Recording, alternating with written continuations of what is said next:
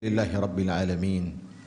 Wassallallahu wasallama ala nabiyyina Muhammadin wa ala alihi wa ashabihi wa tabi'ina ila yaumiddin. Qala Rabbul Alamin ya ayyuhalladzina amanu taqullaha haqqa tuqatih wa la tamutunna illa wa antum muslimun. Fa inna asdaqal hadithi kitabullah wa khairal hadi hadi Muhammadin sallallahu alaihi wasallam. Syarrul umuri muhdatsatuha. فإن كل محدثة بدعة وكل بدعة ضلالة وكل ضلالة في النار. Kaum muslimin yang Allah muliakan, segala puji bagi Allah yang telah memberikan berbagai macam kenikmatan. Segala sanjungan dan syukur pantas diajukan kepada Allah Ar-Rahim Ar-Rahman yang telah mencurahkan kepada kita begitu banyak macam kenikmatan, yang memberikan kepada kita berlimpah pemberian. Semoga Allah Subhanahu wa taala yang memberikan kepada kita segala macam nikmat yang telah kita rasakan menjadikan kita hamba-hamba yang pandai bersyukur kepadanya Jalla wa ala. Salawat dan salam semoga sampai kepada Rasul yang mulia, kepada Nabi yang dicinta, Nabi kita Muhammad bin Abdullah sallallahu alaihi wasallam, dan semoga Allah Subhanahu wa taala menjadikan kita hamba-hamba yang dimudahkan untuk meniti jalannya alaihi salatu wassalam. Jamaah yang Allah muliakan, hari ini insyaAllah di buku pegangan kita akan sedikit mengambil sebuah pembahasan yang dimuat di halaman 258. Kita akan berbicara tentang doa Nabiullah Ayyub alaihi salam. Nabiullah Ayyub alaihi salam yang dimuatkan doanya oleh Allah Subhanahu wa taala di dalam surah Al-Anbiya pada ayat yang ke-83. Allah Subhanahu wa taala menyebutkan wa ayyuba idh nada rabbahu anni massani ad-durru wa anta arhamur rahimin. Dan ingatlah kisah tentang Ayyub ketika dia berdoa kepada Rabbnya. Dia mengatakan, wahai Rabbku, sungguh aku telah ditimpakan penyakit, padahal engkau adalah Rabb yang maha penyayang dari semua yang menyayangi. InsyaAllah inilah pembahasan kita pada hari ini, jemaah yang dirahmati oleh Allah Subhanahu wa taala. Nabiullah Ayyub alaihi salam, beliau adalah seorang nabi, dan ini sangat jelas sebagaimana disebutkan oleh Allah Subhanahu wa taala di dalam surah Al-An'am di ayat yang ke-84. Allah Subhanahu wa taala mengatakan ketika Allah menyebutkan tentang keturunan Nabiullah Ibrahim. Jadi Nabi Ayyub alaihissalam, dia adalah nabi yang berasal dari keturunan Nabi Ibrahim alaihissalam, dari jalur putra beliau Ishak bin Ibrahim. Nah, jadi Nabiullah Ayyub alaihissalam itu adalah silsilah keturunan Nabi Ibrahim alaihissalam dari asal Nabi Ishak alaihissalam. Nah, di sini kesepakat para ulama bahwasanya nanti jalur pertemuan antara Nabi Ayyub alaihissalam dengan Nabi Ibrahim alaihissalam itu melalui jalur Nabi Ishak alaihissalam. Tetapi melalui jalur anak Ishak yang mana itu diperselisihkan oleh para ulama. Yang jelas dia adalah keturunan di antara keturunan Nabiullah Ibrahim alaihissalam. Dan sampai nasabnya kepada Nabiullah Ibrahim alaihissalam. Karena Nabiullah Ibrahim alaihissalam disebut sebagai Abul Anbiya, ayahnya para nabi. Karena semua nabi dan rasul setelah beliau alaihissalam, yang setelah masa beliau itu nanti bersumber dari keturunan beliau, yaitu Ishak, dan keturunan dari Ismail. Yang berasal dari Ismail adalah Nabi kita Muhammad alaihissalatu wassalam. Adapun yang berasal dari keturunan Ishak itu sangat banyak, yaitu nabi-nabi yang berasal dari Bani Israel. Nah, Ayyub alaihissalam adalah seorang nabi, dan nasabnya kita sebutkan tadi sampai kepada Nabiullah Ibrahim alaihissalam.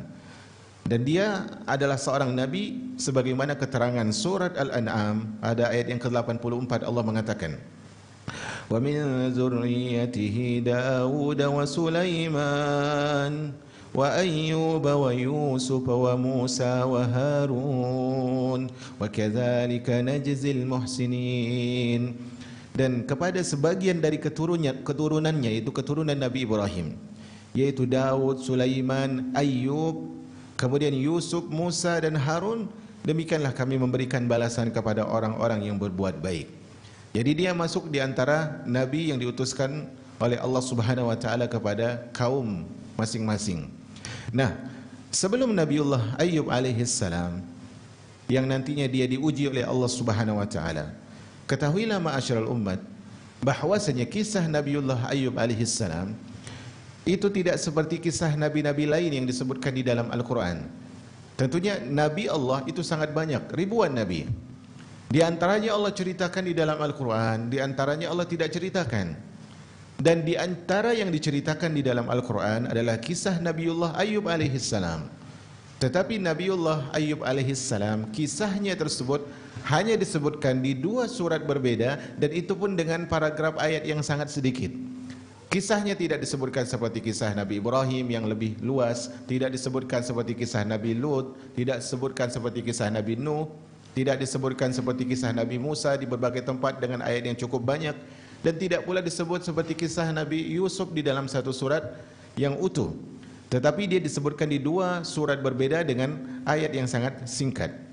Jadi sumber untuk menceritakan tentang kisah Nabi Ayyub alaihissalam itu sangat minim, karena ayatnya sedikit, hadis yang sahih pun sangat sedikit, sehingga para ulama di dalam kitab-kitab tafsir mereka ketika menceritakan tentang Nabiullah Ayyub alaihissalam, mereka membawa kisah-kisah Israiliyat. Kisah-kisah Israiliyat yang dibawa di situ adalah kisah-kisah yang disampaikan oleh para sahabat, para tabi'in, bukan yang diambil dari Nabi sallallahu alaihi wasallam. Nah, sikap kita terhadap kisah-kisah Israiliyat itu ada 3. Kisah-kisah Israiliyat adalah kisah yang diambil dari Bani Israel, biasanya itu kisah tentang nabi mereka, kisah tentang masyarakat mereka. Nah, kalau kita berhadapan dengan kisah Israiliyat, sikap kita ada 3. Kalau ternyata kisah tersebut sesuai dengan apa yang ada di dalam dalil Al-Quran dan As-Sunnah, maka kisahnya kita terima, karena dia sesuai dengan dalil yang ada di dalam agama kita. Ini yang pertama. Yang kedua, kalau kisah Israiliyat itu, riwayat Israiliyat itu adalah memuat tentang cerita atau kisah yang bertentangan dengan agama kita, dengan dalil yang ada di dalam Islam, maka ceritanya ditolak. Tetapi kalau cerita tersebut tidak dibenarkan oleh dalil kita, juga tidak disalahkan oleh dalil agama kita, maka kita boleh menceritakannya tanpa mengambil sikap membenarkan, tanpa juga mendustakan. Kata Nabi alaihi salatu wassalam, wa hadithu an bani Israel wala haraj. Dan ceritalah tentang riwayat-riwayat yang diambil dari Bani Israel, dan itu tidak mengapa. Nah, jadi banyak riwayat yang dimuat oleh para ulama ketika menjelaskan tentang kisah Nabiullah Ayyub alaihissalam, itu banyaknya diambil dari kisah-kisah Israiliyat. Dan di antara yang tegas dalam menyikapi kisah seperti ini adalah Al-Imam Ibnu Katsir rahimahur rahman. Nah, Nabiullah Ayyub alaihissalam itu diceritakan di dalam riwayat-riwayat itu bahwasanya asalnya Nabi Ayyub adalah seorang yang kaya. Dia memiliki harta yang banyak. Bahkan banyaknya harta Nabiullah Ayyub alaihissalam itu bukan dengan satu jenisnya, tetapi dia memiliki harta yang banyak dengan begitu banyak macam-macam jenis hartanya. Dia punya hewan ternak, dari jenis kambingnya, dari jenis sapinya, dari jenis untanya. Kemudian dia memiliki budak hamba sahaya, dia memiliki pertanian yang sangat luas, dan dia juga memiliki harta yang sangat banyak, dan dia memiliki keturunan yang baik dan istri yang salihah. Begitu banyak karunia yang Allah Subhanahu wa taala berikan kepada Nabiullah Ayyub alaihi salam. Dan sebagaimana sunnatullah dalam kehidupan umat al-Islam, bahwasanya Allah mengatakan, Tabarakalladzi biyadihil mulk wa huwa ala kulli syai'in qadir. Kemudian pada ayat keduanya Allah menyebutkan, Alladzi khalaqal mauta wal hayata liyabluwakum ayyukum ahsanu amala. Dialah Allah Subhanahu wa taala yang menjadikan kematian dan kehidupan. Apa tujuannya? Tujuannya adalah untuk menguji kalian siapa yang paling baik amalannya. Sunnatullah dalam kehidupan, pasti manusia melalui ujian dan ujian. Tidak lepas dari hal itu adalah Nabiullah Ayyub alaihissalam. Allah Subhanahu wa taala ingin menguji pula nabinya Ayyub alaihissalam, dan itu adalah sunnatullah, ya. Kata Nabi SAW, "Idza ahabballahu qauman ibtalahum." Kalau Allah mencintai suatu kaum, Allah akan menguji mereka. Jadi ujian tersebut ketika turun bukan semata-mata sebagai siksaan, sebagai azab, bukan. Tapi terkadang dia bagi orang tertentu, dia adalah ujian dari Allah Subhanahu wa taala, khususnya kepada orang-orang yang dicintai oleh Allah Subhanahu wa taala. Kalau Allah sudah tumbuhkan rasa cinta pada diri hamba tersebut dan Allah mencintai hamba itu, maka Allah Subhanahu wa taala akan menguji mereka. Barang siapa yang ridho dengan ujian itu, kata Nabi, faman radiya falahur ridha. Siapa yang ridho dengan ujian Allah, Allah pun ridho kepada dia. Wa man sakhita falahu sukht. Dan siapa yang benci dan murka dengan ujian Allah, Allah pun benci dan murka kepadanya, sebagaimana hadis yang diriwayatkan oleh Al-Imam At-Tirmizi rahimahur rahman dan juga Al-Imam Ibnu Majah dihasankan oleh Syekh Albani rahimahumur rahman. Nabiullah Ayyub alaihissalam diuji dengan, bahkan di dalam disebutkan dalam riwayat yang ada, dan sekali lagi ini adalah riwayat Israiliyat, bukan diambil dari Nabi SAW, tapi melalui jalur ini para ulama menceritakan tentang kisah Nabi Ayub agar mengetahui bagaimana musibah yang menimpa Ayub, sehingga kisahnya, doanya disebutkan oleh Allah Subhanahu wa taala di dalam Al-Qur'an. Disebutkan Allah di dalam sebuah riwayat, walaupun sebagian dari isi riwayat tersebut bertentangan dengan agama kita, disebutkan bahwasanya syaitan diberikan kesempatan untuk menguji Nabiullah Ayub alaihissalam, sehingga hartanya, ternaknya habis, pertaniannya juga habis, kemudian putra-putrinya tersebut juga wafat ditimpa oleh rumah dan sebagainya, tinggallah dia bersama istrinya. Ujian yang begitu besar yang ditimpakan oleh Allah Subhanahu wa taala kepada Nabi Ayub alaihissalam. Nah, Nabi Ayub alaihissalam adalah seorang hamba yang sabar. Dia sangat sabar dalam menghadapi kehidupan dan ujian yang diberikan oleh Allah Subhanahu wa taala. Hartanya habis, anak-anaknya meninggal, semua hewan ternaknya binasa, dan Nabi Ayub alaihissalam diuji oleh Allah bukan hanya pada hartanya, bukan hanya pada keluarganya, tetapi Allah Subhanahu wa taala juga uji Nabiullah Ayub alaihissalam pada fisiknya sendiri. Allah Subhanahu wa taala berikan dia penyakit dan penyakit yang diderita oleh Nabiullah Ayub alaihissalam bukan penyakit yang ringan, penyakit yang berat, yang tidak ada satupun disebutkan dalam sebuah riwayat, tidak satupun di antara anggota tubuhnya kecuali terkena penyakit itu, yaitu penyakit kulit. Sampai-sampai disebutkan di dalam sebuah riwayat, hanya lisan dan hatinya saja yang tidak terkena penyakit. Jadi matanya kena, telinganya kena, seluruh bagian tubuhnya kena, kecuali hanya lisan yang dia gunakan untuk berzikir dan bersyukur kepada Allah, dan hanya hatinya saja, lisan dan hati yang tidak terkena penyakit itu. Ini adalah ujian yang Allah Subhanahu wa taala berikan kepada Nabiullah Ayyub alaihissalam. Tetapi Allah Subhanahu wa taala menguji hamba yang sangat sabar. Dalam menghadapi musibah itu, dia selalu melakukan ihtisab. Dia berharap pahala dari Allah Subhanahu wa taala. Dia selalu berzikir kepada Allah Subhanahu wa taala di malam dan siang hari. Dia selalu memuji Allah Subhanahu wa taala, bahkan ketika dia diuji oleh Allah Subhanahu wa taala, dia bersyukur. Dan kita ketahui umat al-Islam, derajat orang yang diuji dengan musibah itu ada 3. Artinya derajat orang yang saleh ketika diuji dengan musibah itu ada 3. Pertama, dia bersabar. Ini tingkatan yang paling rendah. Orang saleh kalau diuji dengan musibah, pertama dia bersabar. Tingkatan yang di atas sabar adalah dia ridho dengan ujian Allah. Bukan hanya sekedar bersabar, tapi dia lapang hati dengan ujian Allah Subhanahu wa taala. Tidak ada rasa berat sama sekali. Sedangkan yang ketiga, kalau diuji oleh Allah Subhanahu wa taala, dia bersyukur. Dia bersyukur bahkan walaupun Allah susahkan hidupnya. Bahkan kalaupun dia diberikan penyakit oleh Allah Subhanahu wa taala, dia tetap bersyukur kepada Allah Subhanahu wa taala karena dia mengetahui segala ketentuan dari Allah Subhanahu wa taala pasti mengandung kebaikan. Hari demi hari pun berlalu. Hari pertama, hari kedua, pekan pertama, pekan kedua, bulan pertama, bulan kedua, tahun pertama, tahun kedua, terus berlalu. Namun ternyata Nabi Ayub alaihissalam bukan semakin sembuh. Penyakit yang diderita oleh Nabiullah Ayub semakin berat, ma'asyiral ummah. Di saat penderitaan yang dia alami tersebut, bahkan sebagian menyebutkan Nabi Ayub itu sakit selama 13 tahun. Ada riwayat pula yang menyebutkan, tapi ini wallahu alam bisawab, tidak diucapkan oleh Nabi, yaitu 18 tahun. Banyak macam riwayat menyebutkan. Semakin hari bukan semakin baik, tetapi penderitaan yang dialami oleh Nabiullah Ayyub alaihissalam semakin berat. Sampai-sampai kerabatnya yang biasa menziarahi dia, mengunjungi dia, menjenguk dia, semua satu persatu menjauh dari dirinya.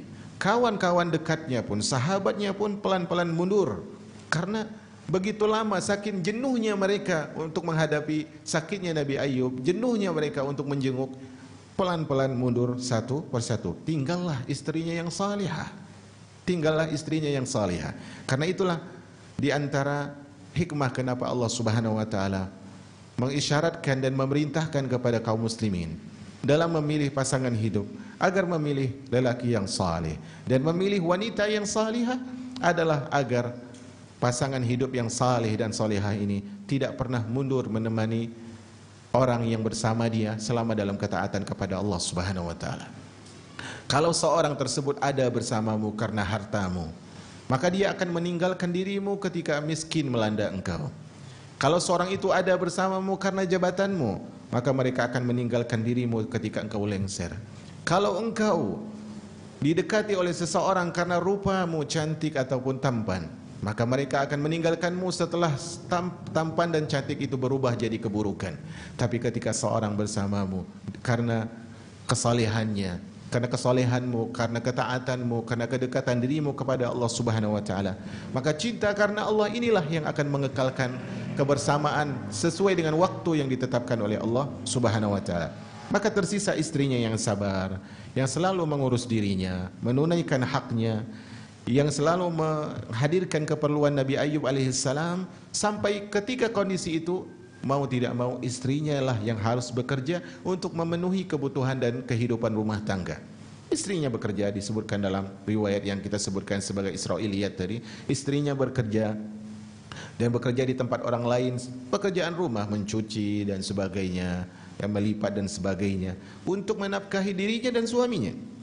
Sementara suaminya itu Ayyub alaihissalam itu merasakan sakit, semakin sakit. Namun ternyata dia merasakan kenikmatan di balik sakit itu karena sabar yang begitu besar. Dan dia lihat tidak ada satupun kecuali ada peluang pahala untuk dia dapatkan. Karena itu kalau kita diuji dengan musibah, diuji dengan kesusahan hidup, penyakit, kekurangan ini dan itu, kalau kita tidak ridho umat al-Islam dengan ujian itu, kita rugi dua kali. Pertama, ujian itu pasti akan ada, musibah itu pasti tetap terjadi. Kedua, kita kehilangan pahala. Nah, kalau kita bersabar, maka ujian tersebut lama-lama akan berlalu, kemudian kita mendapat pahala dari Allah Subhanahu wa taala. Al-Imam Abu Ya'la dan Al-Imam Bazzar meriwayatkan dari sahabat yang mulia Anas bin Malik radhiyallahu taala anhu, ya, bahwasanya dia menceritakan, inna Nabiyallah Ayyub kana fi bala'ihi 18 sana. Sesungguhnya Nabiullah Ayyub mendapatkan cobaan sakit yang menimpa dirinya itu selama 18 tahun. Ya, selama 18 tahun. Farafadahul qaribu wal ba'idu illa rajulani min ikhwanihi. Semua orang yang dekat dengan dia dan orang yang jauh dengan dia, semuanya itu sudah tidak mau menjenguk dia, kecuali tersisa selain istrinya, tersisa dua orang dari sahabatnya. Kemudian dia mengatakan, kana min akhassi ikhwanihi, yang dua orang ini adalah merupakan teman terdekatnya Ayyub alaihissalam. Kana yaqduna ilaihi wa yaruhana ilaihi, faqala ahaduhuma li sahibihi, ta'lam wallahi laqad aznaba Ayyub zanban ma aznabahu ahadun. Dua orang ini teman dekatnya Ayyub. Mereka sering bolak-balik jenguk Ayyub. Suatu hari, salah satu dari dua ini berkomentar kepada teman yang lain, tahukah engkau, sepertinya Ayyub ini telah melakukan sebuah dosa yang sangat besar yang belum pernah dilakukan oleh orang-orang sebelumnya. Maka sahabatnya mengatakan, wa madza? Dosa apa yang kau maksud sehingga kau katakan Nabi ini melakukan dosa? Maka orang itu mengatakan, munzu 18 sanah lam yarhamhullahu fayaksifullahu anhu. Coba engkau lihat, Dia sakit sudah 18 tahun, tapi Allah belum rahmati dia, Allah Subhanahu wa taala belum sembuhkan dia. Falamma raha ilaih. Jadi orang ini menilai diuji seperti ini pasti karena dosa. Padahal kaidah dalam agama enggak seperti itu jemaah. Tidak semua orang diuji itu karena dosa. Bukankah Allah Subhanahu wa taala atau bukankah Nabi SAW mengatakan asyaddun nasi bala'an al-anbiya? Yang paling ataupun manusia yang paling berat musibahnya, balanya adalah para nabi. Apakah para nabi itu diuji karena berdosa? Tidak. Tetapi karena level iman mereka paling tinggi, maka ujian mereka paling berat. Semakin tinggi seorang menapaki tangga-tangga keimanan, semakin keras terpaan angin untuk sebagai ujian dalam kehidupannya. Maka orang ini yang mendengar ucapan temannya yang mengatakan bahwa Ayub ini melakukan dosa, dia enggak bisa menahan dirinya. Dia enggak bisa menahan dirinya. Falamma raha ilai, ketika mereka berdua sampai kepada tempatnya Ayub berada, lam yasbir ar-rajulu hatta dzakara dzalika lahu. Orang yang mendengar ucapan kawannya tadi enggak sabar nahan dirinya sehingga dia sampaikan omongan kawannya tadi kepada Ayub alaihi salam. Qala Ayub, ma adri ma taqul. Kata Ayub, aku enggak ngerti kalian itu ngomong apa. Aku enggak paham apa yang kalian maksud. Apa yang kalian maksud dengan aku berbuat dosa itu aku enggak paham. Kata Ayub alaihi salam, inni illa anna Allah ya'lamu anni kuntu amurru 'ala ar-rajulain yatanazza'ani fayadhkurani Allahi fa arji'u ila baiti fa ukaffiru anhuma. Kecuali kata Ayub, suatu hari aku pernah lewat melalui dua orang yang mereka itu berselisih. Kemudian mereka menyebut nama Allah, bersumpah atas nama Allah dalam pertengkaran mereka. Yang jelas salah satu di antara mereka pasti berdusta. Tetapi kata Nabi Ayub, ketika aku sampai di rumah, aku keluarkan kafarah untuk sumpah salah satu dari keduanya atau keduanya tersebut. Karahiyatan an yuzkarullahu illa fi haq. Aku lakukan hal itu adalah agar Allah Subhanahu wa taala tidak disebut kecuali dalam urusan yang benar. Kalaupun aku melakukan kesalahan, mungkin ini kata Ayub. Padahal ini bukan kesalahan jemaah. Dia berusaha untuk mengagungkan Allah Subhanahu wa taala. Qal wa kana yakhruju ila hajati. Jadi dia merasa sakit dengan ucapan orang yang berkomentar tentang dirinya. Itulah kehidupan. Terkadang sakit yang menimpa badan kita itu jauh lebih ringan daripada ucapan lisan-lisan yang suka melegalkan, melelangkan kata-kata. Kata ini diucapkan, kata itu diucapkan, ini dilepaskan, itu dilepaskan. Kadang sakitnya di fisik itu tidaklah lebih berat daripada sakit ketika mendengar kata-kata orang lain. Disebutkan pula dalam riwayat yang lain, qal wa kana yakhruju ila hajati. Suatu hari Nabiullah Ayub ini keluar untuk menunaikan hajatnya. Dan biasanya dia keluar itu ditemani oleh istrinya.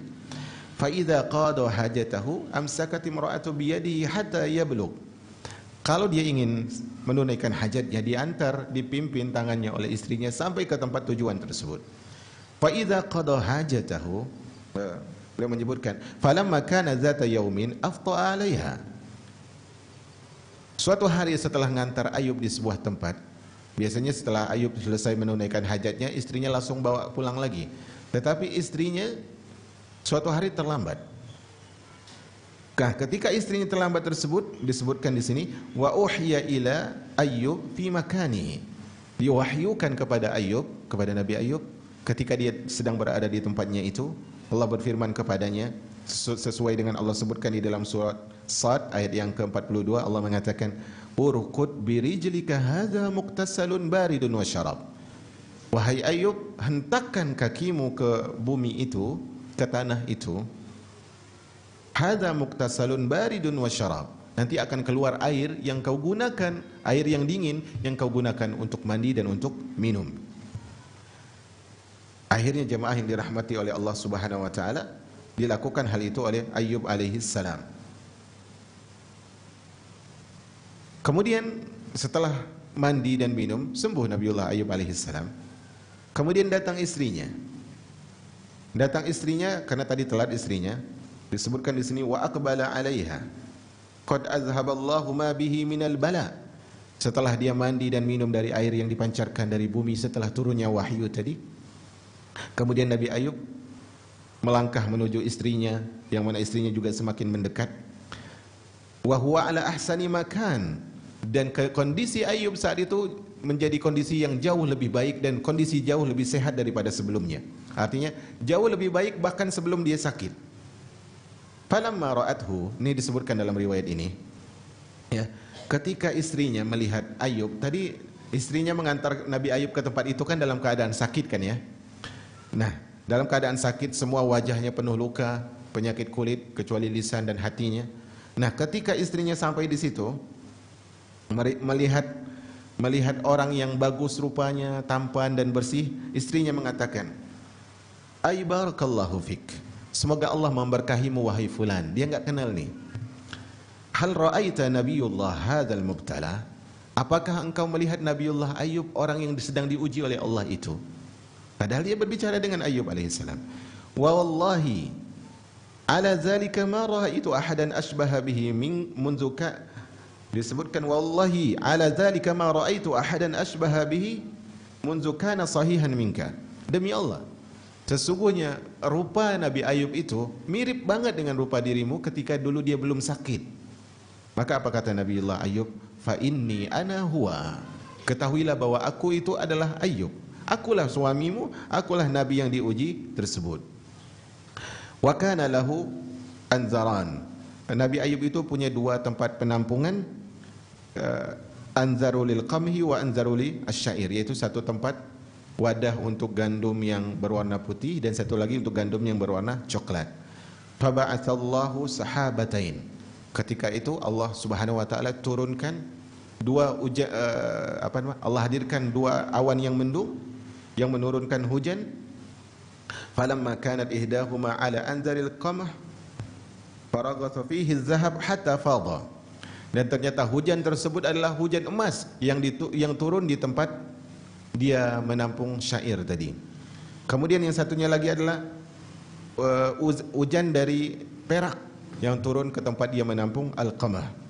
Di sini adalah riwayat ini diriwayatkan oleh al-Imam Abu Ya'la dan juga Al-Bazzar, dan Imam Al-Haythami rahimahullah mengatakan rawahu Abu Ya'la wal Bazzar wa rijaluhul barrar rijalun sahih. Ini katanya menurut beliau adalah riwayat yang sahih.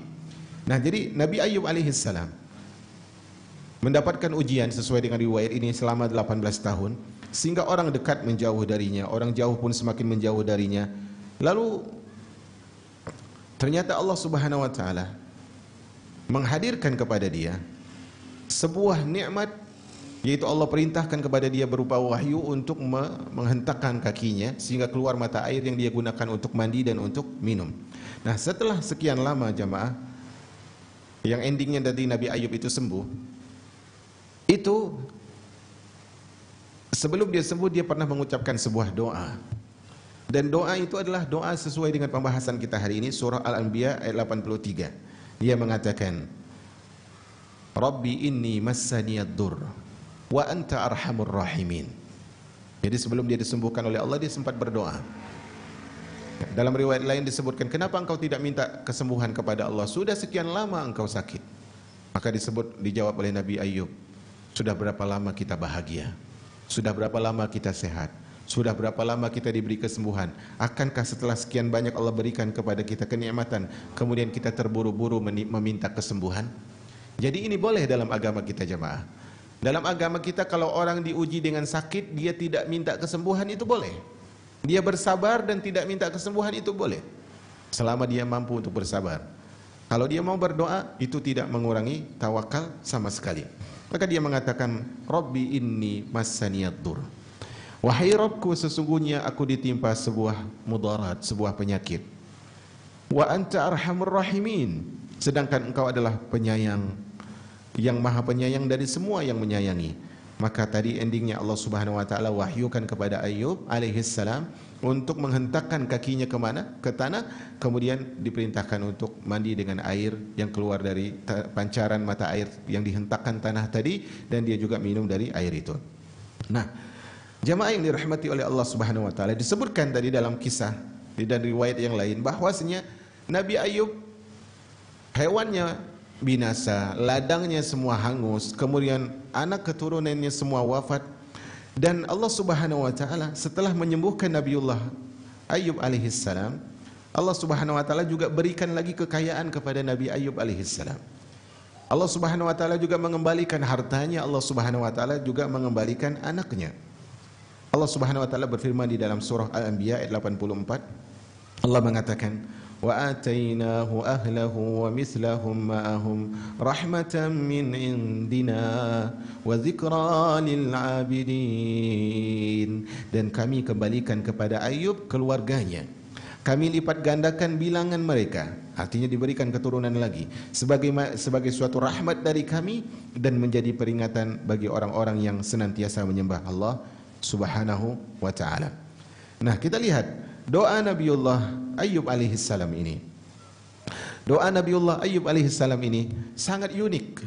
Biasanya kita kalau berdoa jemaah, kita mengatakan, ya Allah berikan ini, ya Allah kabulkan ini, ya Allah jauhkan dari ini. Langsung to the point kita. Tetapi Nabiullah Ayub, perhatikan di situ.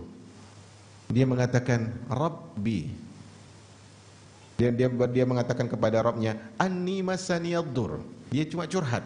Ya Allah, Kau tahu sesungguhnya aku ditimpa penyakit.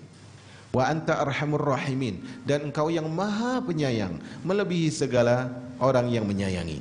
Nah, doa ini kata Al-Imam Ibnul Qayyim mencakup hakikat tauhid. Hakikat tauhid jelas terlihat di dalam doa ini, yaitu bagaimana Nabiullah Ayub alaihissalam langsung mengeluhkan kepada Allah Subhanahu wa taala. Dan ini sama seperti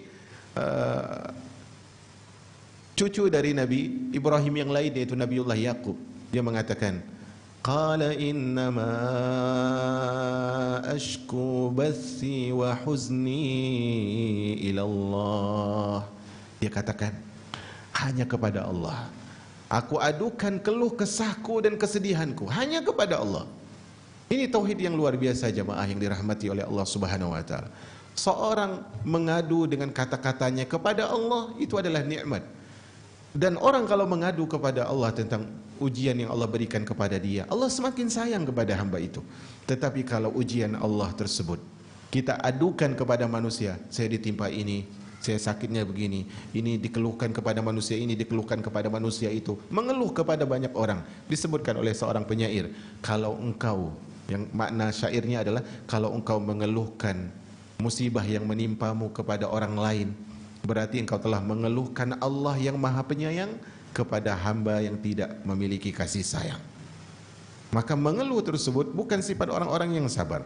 Di sini doa Nabi Ayub mengandung hakikat tauhid. Hakikat tauhidnya bagaimana? Dia mengadukan kepada Allah. Kemudian dia tidak menoleh kepada manusia untuk menyembuhkan dirinya, untuk menyampaikan deritanya, padahal sudah belasan tahun tadi disebutkan dia sakit.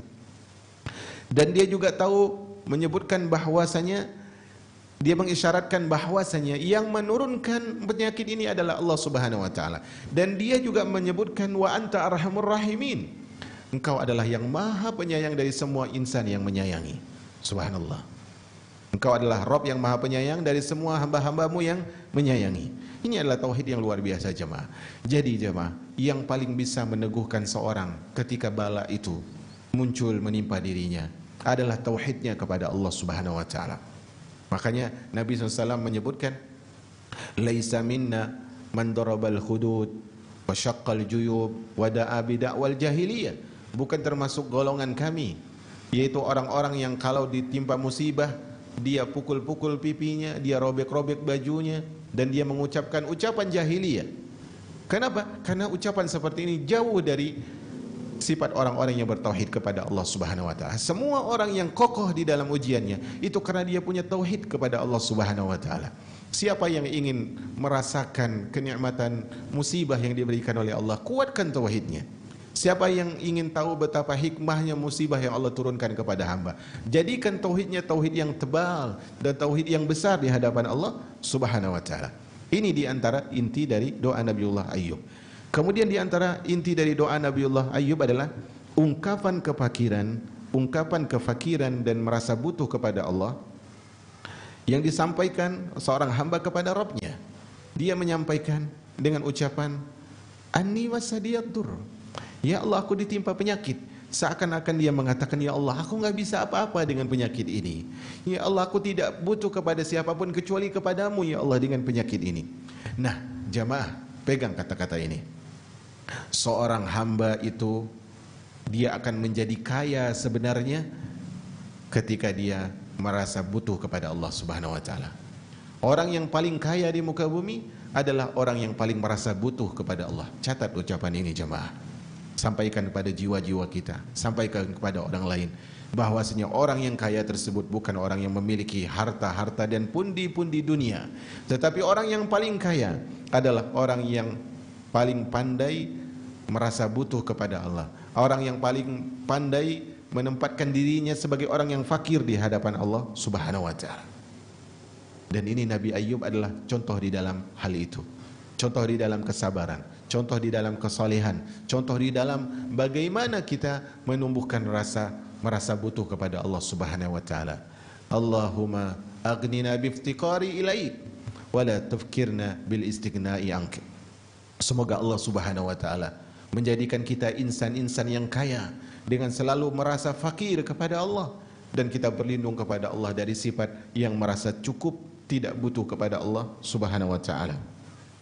Kemudian di sini juga adalah dalam doa Nabi Ayyub terdapat perasaan cinta hamba di balik sikap lembut, terdapat ya perasaan cinta hamba di balik sikap lembutnya kepada Rabbnya. Gini, maksudnya gini. Nabi Ayyub di dalam doa ini mengajarkan kepada kita bahwasanya seorang hamba itu pantas untuk cinta kepada Allah dengan cinta yang dibalut dengan kelembutan. Kenapa? Karena Nabi Ayyub mengatakan di penggalan pertama doanya, dia mengatakan anni massaniyad dur, ya Allah aku ditimpa penyakit. Tapi di poin keduanya dia mengatakan sementara engkau maha penyayang. Subhanallah, ini cinta yang luar biasa. Dia tidak mengatakan ya Allah aku ditimpa penyakit, sembuhkanlah ya Allah, engkau maha kuasa. Tetapi dia sebutkan apa? Engkau maha penyayang ya Allah.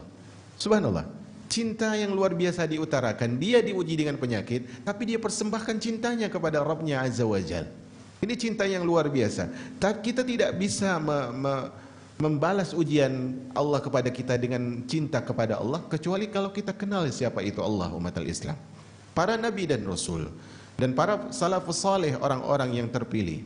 Ketika diuji oleh Allah Subhanahu wa taala, mereka kok bisa semakin sayang kepada Allah, kok bisa semakin dekat, semakin cinta kepada Allah, karena mereka mengerti bahwa musibah ini adalah risalah cintanya Allah Subhanahu wa taala. Mereka paham bahwasanya musibah ini, ujian ini adalah tanda pedulinya Allah Subhanahu wa taala. Karena itu Al-Imam Allamatus Sa'di rahimahullah di dalam tafsir beliau, ketika beliau mentafsirkan firman Allah di dalam surah Al-Baqarah, wala nabluwannakum bisyai'in minal khawfi wal ju', dan seterusnya, beliau menyebutkan bahwasanya kehidupan seorang hamba kalau tidak diuji maka akan rusak. Kalau semuanya berjalan normal baik terus, itu akan rusak. Enggak ada yang membedakan antara orang saleh dengan orang yang tidak saleh, orang mukmin dengan orang kafir, orang yang saleh dengan orang yang fasik. Tidak bisa dibedakan. Pembedanya apa? Ujian. Orang saleh ketika menghadapi ujian dia semakin saleh. Orang-orang yang salehnya hanya sebatas lisan, ketika diuji oleh Allah Subhanahu wa taala dia akan berkeluh kesah. Lihat bagaimana Nabiullah Ayyub alaihissalam menyatakan rasa cintanya dengan mengatakan, ya Allah, engkau beri aku ujian dengan rasa sakit ya Allah. Sekujur tubuhku sakit kecuali lisan, kecuali kalbuku. Tetapi dengan ujian itu ya Allah, Anta arhamur rahimin. Engkau yang maha penyayang, Kau yang maha pengasih dari semua yang punya kasih sayang, maka Engkaulah yang maha pengasih dan maha penyayang. Subhanallah, cinta yang luar biasa. Bagaimana kita lihat para orang tua ketika dilawan, didurhakai oleh anak-anak mereka, tetap mereka mencintai. Itu cinta yang luar biasa. Dan itu kalau dari pihak yang lebih mulia ke pihak yang rendah, itu tidak lebih mulia. Tetapi kalau dari pihak rendah kepada pihak yang lebih tinggi, maka itu adalah hal yang luar biasa. Artinya dia sudah diuji, tetapi apa? Tapi dia tetap membalas ujian tersebut dengan apa? Dengan sabar, walaupun dia mampu berkeluh kesah. Nah, jamaah yang dirahmati oleh Allah Subhanahu wa taala, di antara muatan dari doa ini bahwa dialah yang maha penyayang di antara semua penyayang. Konsep hidup ini, wa anta arhamur rahimin, harus dipegang oleh setiap orang yang ingin bahagia. Wahai engkau yang menginginkan kebahagiaan, kebahagiaan itu bukan hanya sekedar angan-angan, tapi dia adalah sebuah tujuan yang engkau harus bergerak dan berjalan untuk menggapainya dan mewujudkan. Maka untuk menggapai kebahagiaan dan kesenangan hidup, wahai umat al-Islam dan kaum-kaum yang beriman, kenallah bahwasanya kebahagiaan tersebut adalah kalau kita tahu bahwasanya yang paling penyayang itu adalah Allah, yang paling peduli itu adalah Allah, yang paling menjaga kita itu adalah Allah, yang tidak mungkin mau kita binasa itu adalah Allah. Kalau kita mengerti bahwa Allah yang paling penyayang, maka kita akan santai dengan kehidupan yang ada. Orang kaya tidak terperdaya dengan kekayaannya, orang miskin tidak merasa lemah dengan kemiskinannya, orang yang diberikan nikmat ini tidak merasa melebihkan dirinya di atas orang lain yang tidak diberikan nikmat, orang yang belum dianugerahi ini dan itu tidak merasa letih dalam hidup, karena dia tahu semua takdir Allah Subhanahu wa taala penuh dengan kasih sayang. Fulan diberikan ini, fulan diharamkan dari hal ini. Karena mungkin dia kalau diberikan hal itu dia akan menjadi seorang hamba yang tidak taat kepada Allah. Fulanah dianugerahkan ini, fulanah tidak dianugerahkan itu. Karena semua orang punya nasib yang berbeda dan kasih sayang Allah kepada hamba itu masing-masingnya berbeda. Maka di dalam doa ini mengajarkan kepada kita penting bagi kita punya konsep bahwasanya apapun takdir saya itu karena kasih sayang dari Allah yang menciptakan alam semesta. Suka duka kehidupan saya itu adalah karena kasih sayang Allah yang paling peduli kepada saya. Allah berikan sakit, Allah sayang sama saya. Allah berikan miskin, Allah sayang sama saya. Allah ambil kerabat dan keluarga, diwafatkan, Allah sayang sama saya. Allah susahkan pekerjaan, mampetkan jalan rezeki, itu karena Allah sayang sama saya. Kalau konsep ini kita pegang ma'asyiral ummah, maka kita akan menjadi hamba yang santai menjalani hidup, karena kita menyerahkan jalan hidup kita kepada Allah Subhanahu wa taala yang mengetahui maslahat dalam hidup kita. Kemudian apa isi selanjutnya dari doa ini? Isi selanjutnya di dalam doa ini adalah terkandung makna tawassul, yaitu memohon kepada Allah dengan perantaraan, dan perantaraan yang digunakan oleh Nabi Ayub di sini adalah dengan menggunakan nama dan sifat Allah Subhanahu wa taala, yaitu dia menggunakan Arhamur Rahimin. Jadi di antara agar doa kita dikabulkan oleh Allah Subhanahu wa taala, gunakan nama Allah ketika kita ingin bertaubat. Allahumma tub alayya fa innaka at-tawwab. Allahumma ighfirli antal ghafurur rahim. Ingin meminta rahmat. Allahumma ya Rahmanu ya Rahim irhamni. Ingin meminta rezeki, ya Razzaq urzuqni. Mintalah kepada Allah sesuai dengan hajat kita, kita gunakan nama yang sesuai. Ya Allah, sesungguhnya hamba meminta kepadamu dengan permintaan yang lirih, sesungguhnya engkau maha mendengar dan maha memberi. Ya Allah, sesungguhnya hamba ini dhaif dan sesungguhnya engkau maha kuat. Tawassul dengan nama Allah ini digunakan oleh para nabi dan rasul di dalam doa-doa mereka. Maka kita kalau meminta itu jemaah, jangan langsung ya Allah berikan ini, ya Allah jauhkan itu, ya Allah mudahkan ini. Enggak langsung. Tapi surah yang Allah turunkan, yang dimuat di dalam awal dari surat dari Al-Quran, yaitu surah Al-Fatihah, mengajarkan kepada kita bagaimana pentingnya tawassul dengan nama dan sifat Allah di dalam berdoa. Allah mengatakan Alhamdulillahi Rabbil Alamin, menyebutkan nama dan sifat Allah. Ar-Rahmanir Rahim, nama-nama Allah. Maliki Yaumiddin, itu apa? Sifat Allah Subhanahu wa taala. Jadi gunakan ma'asyiral ummah nama dan sifat Allah yang sesuai dengan doa-doa yang akan kita panjatkan kepada Allah Subhanahu wa taala. Selain itu, ditunjukkan pula di dalamnya mengenai betapa besar kebutuhan seorang hamba kepada Rabb-nya. Jadi kalau kita berdoa kepada Allah, jangan hanya melafazkan kata, tapi runtuhkan jiwa kita di hadapan Allah yang maha besar dan perkasa.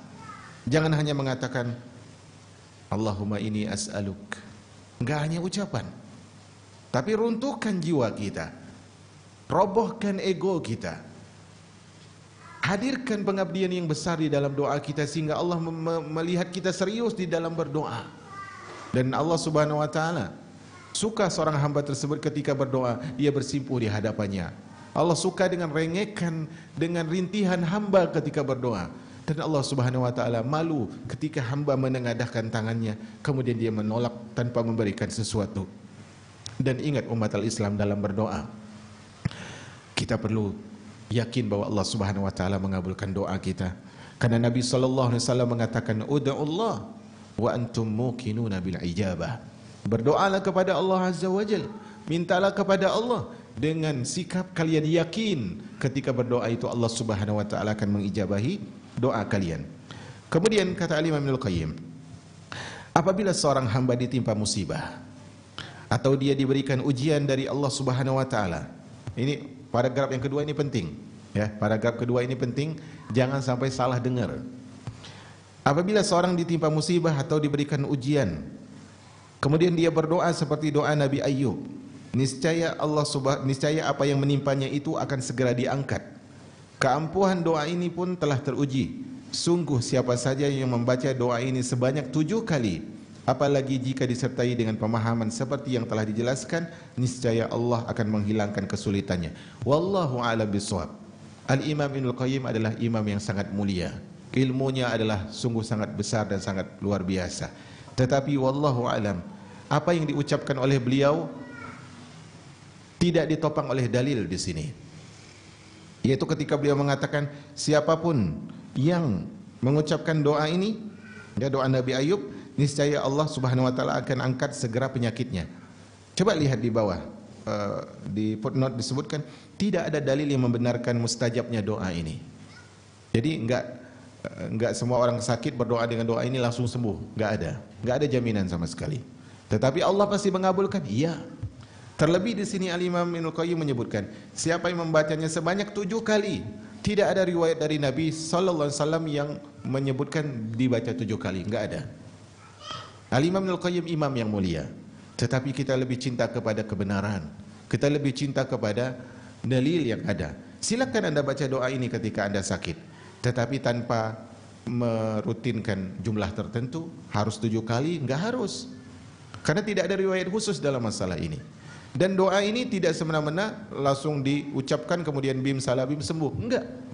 Semua sesuai dengan level keimanan kita dan semua dengan hikmah Allah Subhanahu wa taala. Tetapi intinya jamaah yang dirahmati oleh Allah Subhanahu wa taala, dari kisah Nabiullah Ayyub alaihissalam yang kita sebutkan tadi, banyak sekali pelajaran-pelajaran hidup yang bisa kita ambil jamaah yang dirahmati oleh Allah Subhanahu wa taala. Di antaranya adalah bahwasanya Nabi Ayyub alaihissalam adalah hamba yang sadar bahwasanya nikmat dan pemberian itu adalah dari Allah Subhanahu wa taala. Sehingga kalau diambil oleh Allah Subhanahu wa taala, diambil lagi, maka dia tetap harus bersyukur dan memuji Allah Subhanahu wa taala. Bahkan dalam riwayat yang lain, dalam cerita yang lain disebutkan bahwasanya ketika Nabi Ayub diambil putra-putrinya wafat, hewan ternaknya binasa, sawah ladangnya pun musnah, disebutkan bahwa Nabi Ayub mengatakan di situ, ya Allah, dulu di siang hari aku memikirkan hartaku, di malam hari aku memikirkan kasih sayang kepada anak-anakku, tapi dengan kau ambil mereka semua, aku bisa memfokuskan waktuku kepadamu. Subhanallah. Jadi inna lillahi wa inna ilaihi rajiun itu dipegang oleh Nabiullah Ayyub alaihissalam. Kita ini milik Allah. Semua yang kita miliki itu pun milik Allah. Tidakkah kita melihat kisah dari Ummu Salamah? Ummu Salamah satu hari itu merawat putranya Abi Salamah yang sedang sakit. Kemudian Abu Salamah pergi berjihad. Ya, seingat saya beliau. Kemudian sahabat yang selesai berjihad ini pulang menemui istrinya. Dia tanya, gimana kabar putra kita? Kata istrinya, putra kita lebih baik daripada sebelumnya. Padahal putranya sudah meninggal. Sebelumnya sakit keras, tapi sekarang sudah meninggal. Ketika ditanya oleh suaminya, gimana putra kita? Kata istrinya, putra kita lebih baik. Maksudnya adalah udah enggak merasa sakit lagi. Gitu. Akhirnya mereka istirahat, istrinya pun berdandan, kemudian menunaikan hak suaminya, kemudian di pagi harinya istrinya bicara kepada suaminya, wahai suamiku, apa pendapatmu apabila ada seseorang yang menitipkan barangnya kepadamu, kemudian suatu hari dia ngambil barang titipan itu, apakah engkau melarang untuk dia mengambil lagi? Kata suaminya, enggak. Kata istrinya, sesungguhnya Allah telah menitipkan kepadamu putramu, dan Allah juga subhanahu wa ta'ala telah mengambil kembali putramu, maka pantaskah engkau untuk marah? Subhanallah. Inilah jamaah orang-orang saleh dan salihah dalam menyikapi musibah yang diberikan. Mereka yakin inna lillah wa inna ilaihi rajiun. Kita ini milik Allah, semua yang kita punya milik Allah, semuanya akan kembali kepada Allah subhanahu wa ta'ala. Kemudian di antara hikmah pelajaran hidup yang bisa kita ambil dari Nabiullah Ayyub alaihissalam adalah dia tersebut tidak peduli dijauhi oleh orang lain selama dia bisa taat kepada Allah subhanahu wa ta'ala.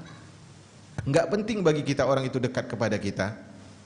Apalah faedahnya mereka itu dekat kepada kita, seandainya kedekatan mereka justru melalaikan kita dari Allah subhanahu wa ta'ala. Jauhnya manusia dari kita, semakin menjauhnya mereka dari kita. Asalkan kebersamaan kita dengan Allah semakin akrab, itu jauh lebih baik dari semua nikmat-nikmat dunia. Nabi Ayub tidak peduli tentang hal itu. Kemudian di antara pelajaran hidup yang bisa kita ambil dari kisah Nabi Ayub alaihissalam adalah bahwasanya Nabi Ayub alaihissalam, ya, beliau tersebut lebih suka untuk bersabar di atas musibah daripada terburu-buru minta kesembuhan kepada Allah subhanahu wa ta'ala. Dalam artian begini, dia berusaha menikmati pahala dari jalur yang diinginkan oleh Allah subhanahu wa ta'ala, karena dia tahu ini pahalanya besar ini. Para sahabat ridwanullah alaihim ajma'in dulu mengatakan, ubtulina bid-dharra'i fasabirna wabtulina fis-sarra'i falam nasbir. Kami dulu, kata para sahabat, diuji oleh Allah dengan kesusahan dan kami sabar, dan kami diuji dengan kesenangan, kesehatan, tetapi ternyata kami tidak sabar. Ujian berupa musibah jamaah, kesusahan, kesedihan, itu jauh lebih mudah daripada ujian berupa kesenangan hidup. Dan itu dicontohkan oleh Nabiullah Ayub. Kemudian di antara pelajaran hidup dari kisah Nabi Ayub adalah pentingnya pasangan yang saling menguatkan di dalam ketaatan kepada Allah subhanahu wa ta'ala.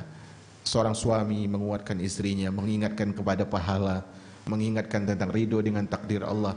Seorang istri pun menyokong suaminya dalam kebaikan, selama itu kebaikan dia sokong, dia sabar menemani, setia menampingi, sedia kapanpun dibutuhkan. Subhanallah. Ini yang ada di dalam kisah ini. Kemudian di antara pelajaran hidup dari kisah Nabiullah Ayyub alaihissalam, ini poin terakhir ya, agar tidak terlalu lama, sebenarnya banyak sekali, adalah bahwasanya tempat terbaik untuk mengadu hanyalah Allah subhanahu wa ta'ala yang mampu menenangkan kalbu. Tempat terbaik untuk mengadu hanya kepada Allah yang merupakan pihak terbaik untuk menenangkan kalbu. Kalau kita mengadu kepada manusia, manusia hanya mampu memberikan saran, memberikan resep, tetapi yang menyembuhkan, menyelesaikan masalah tetaplah siapa? Allah subhanahu wa ta'ala. Maka ma'asyarul ummah yang dirahmati oleh Allah subhanahu wa ta'ala, tenang seorang hamba hidup bersama Allah walaupun tidak didampingi oleh orang lain. Karena itu waktu yang paling disukai oleh para salafus salih adalah dulu waktu malam dengan kesolehan mereka, karena mereka merasa semakin bahagia ketika dekat dengan Allah subhanahu wa ta'ala. Wallahu a'lam bishawab. Wassallallahu ala nabiyina Muhammad walhamdulillahi rabbil alamin. Ada pertanyaan atau tidak? Atau enggak ada mic lagi di situ? Enggak ada pertanyaan jemaah? Enggak ada mic kali ya? Kita tutup dengan doa kafaratil majlis kalau gitu. Subhanakallahumma bihamdika asyhadu an la ilaha illa ant astaghfiruka wa atubu ilaik.